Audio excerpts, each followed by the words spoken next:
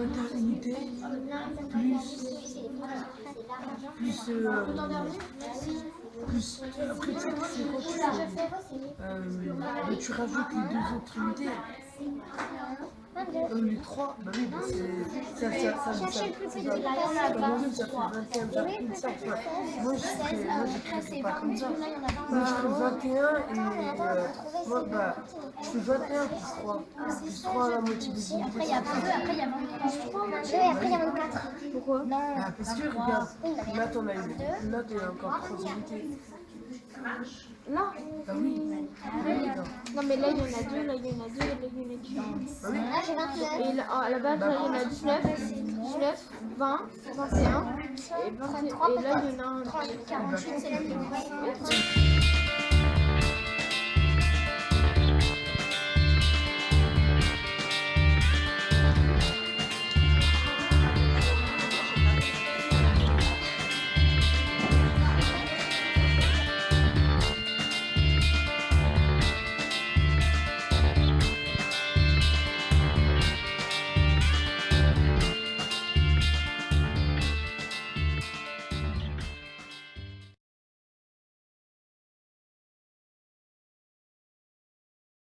Les Américains veulent rester neutres, mais le président des États-Unis, Wilson, déclare la guerre à l'Allemagne en 1910.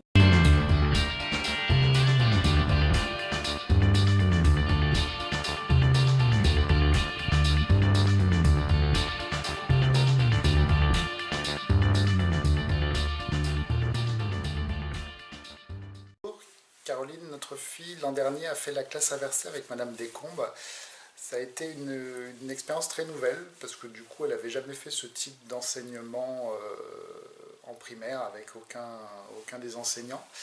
Et ça a été une expérience un peu perturbante au départ. Enfin, nous, on l'a vécu un peu de façon un peu perturbante, mais ensuite, voilà, en insistant et en analysant, c'est devenu au fil des mois une expérience qui s'est avouée très bénéfique.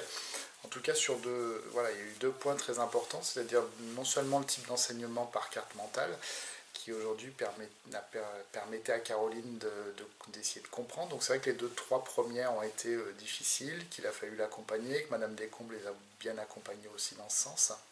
Mais au bout de 2-3, il y a une vraie autonomie, être capable d'extraire le principal et l'essentiel d'une leçon, et pour faire ça, il faut la comprendre. Donc ça voulait dire qu'à la fois il comprenait la leçon et à la fois il réussissait à extraire l'essentiel. Donc ça lui a servi, et aujourd'hui sur la transition entre le CM2 et la 6e, Caroline elle continue toujours dans ces matières comme la géo ou SVT où c'est beaucoup de polycopes et de choses comme ça, où il y a beaucoup de choses à apprendre. Elle continue à réaliser ses cartes mentales, donc elle continue à les faire de sa propre initiative. Donc voilà, je pense que c'est une méthode qui lui a correspondu et qui lui a permis de mieux apprendre et de mieux comprendre ses leçons. Donc c'est des techniques qui perdurent, c'est pas juste à un instant T, on fait quelque chose et après on s'en sert plus. En tout cas, c'est des techniques qui perdurent et qui permettent en 6e de continuer à bien apprendre ses leçons et bien les comprendre et retirer l'essentiel d'une leçon pour apprendre vraiment ce qui est important dans la leçon. Donc ça a été la première des choses. Et puis la deuxième chose, c'était la classe inversée, tout ce qui est enseignement sous format informatique, qui correspond assez à cette génération, vu qu'ils sont très à l'aise avec un ordinateur, une tablette ou quoi que ce soit. Et du coup, les petites vidéos permettaient non seulement de pouvoir avoir le cours à la maison, c'est-à-dire quand il fallait faire les devoirs, ça permettait aussi d'avoir le cours et de se dire, voilà, on a appris ça, mais j'ai pas tout compris en classe et ça me permet de revoir le cours. Ça permettait d'avoir d'autres méthodes par d'autres professeurs. Les vidéos qui étaient mises en ligne par Madame Descombes apprenaient des fois plein de moyens mnémotechniques qui permettaient de mieux apprendre la conjugaison. Je me rappelle de celle de l'imparfait par exemple, qui apprenait un moyen mnémotechnique qu'on n'avait jamais appris, enfin même nous on ne connaissait pas, et qui permettait aux enfants de moins se tromper sur la composition du temps et la compréhension du temps. Donc vraiment, ça a vraiment apporté à Caroline. Et aujourd'hui, c'était une bonne transition entre le CM2 et la sixième, qui est la sixième, on attaque d'autres méthodes, on attaque plein de professeurs différents, un professeur à chaque matière, et du coup une façon d'apprendre différente. Et tout ce qu'elle a pu apprendre avec Madame Descombes, aujourd'hui lui sert. Elle continue à s'en servir, elle continue à l'utiliser pour justement mieux apprendre et mieux s'en sortir. Donc vraiment, c'était une vraie transition entre le CM2, le primaire et le collège. Et ça n'a été que bénéfique, en tout cas pour Caroline. Et je pense pour l'ensemble de la classe, pour les avoir vus en fin d'année, ils étaient tous très satisfaits de cette façon d'apprendre. Et ça a donné de bons résultats. Donc voilà, en tout cas, merci à Madame Descombes. C'était une expérience qu'il fallait faire et qui permet aux enfants de mieux se sentir sur la partie autonomie au collège et compréhension de l'ensemble des matières et de l'ensemble des leçons. Voilà, merci. Erin, est-ce que tu peux nous dire comment s'est passé cette année avec Sandrine Descombes, donc en classe de CM2 donc c'était l'année dernière. Oui, voilà. Est-ce que tu peux nous dire ce que tu as aimé et puis éventuellement si tu as des points d'amélioration que tu souhaiterais partager? J'ai surtout adoré les activités qu'on a fait. Par exemple, elle nous a mis quelque chose de moderne. Enfin, je sais pas trop comment expliquer ça. On a fait du Minecraft, mais sur la Première Guerre mondiale. On a fait quelque chose de moderne, mais à l'intérieur en faisant quelque chose de plus ancien. Voilà. Ce qui est très sympa aussi à faire et ce qui m'a aidé en orthographe, c'est les tweeter en fait, car on n'avait pas grand chose à écrire, donc ce qui m'aidait à mieux me relire, et vu qu'on avait beaucoup de temps pour le faire, et c'était beaucoup mieux pour se relire, choisir tout ce qu'on voulait changer, et ça nous booste un peu de savoir qu'on arrive à en fait trouver les fautes des autres et de les corriger. Ça nous dit qu'on n'est pas les seuls à faire des fautes en orthographe, et voilà, donc c'est cool. Et toi, maman?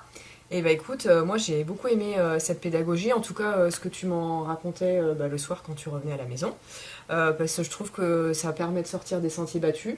On n'est plus sur une méthode classique d'apprentissage. Vous avez pu intégrer l'outil digital et c'est super important parce que demain dans les métiers qui vont arriver, on va vraiment avoir besoin de maîtriser cet outil digital. Donc via ce dont tu as parlé, Twicté, le fait effectivement d'avoir abordé le sujet de la Première Guerre mondiale sous Minecraft, et puis la classe inversée avec la possibilité quand tu rentres à la maison de regarder les vidéos donc de cours et puis de faire les exercices par contre tous ensemble en mode collaboratif à l'école. Oui. Donc ça c'est vraiment sympa.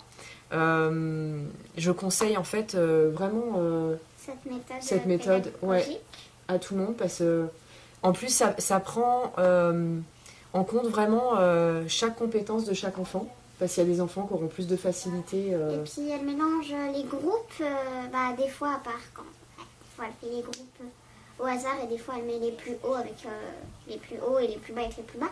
Mais quand on mélange, on peut aider les autres ou même comprendre quand on ne comprend pas ce qu'on a fait, ce qu'on fait en fait, et on peut mieux comprendre grâce aux autres. Aussi ce qui est très cool, c'est que pareil, on avait fait un reportage sur Napoléon, je crois. Oui, où tu faisais l'interview. Oui, je sais pas si c'était Napoléon Bonaparte, je crois pas. Non, c'était le roi Louis XVI. Voilà.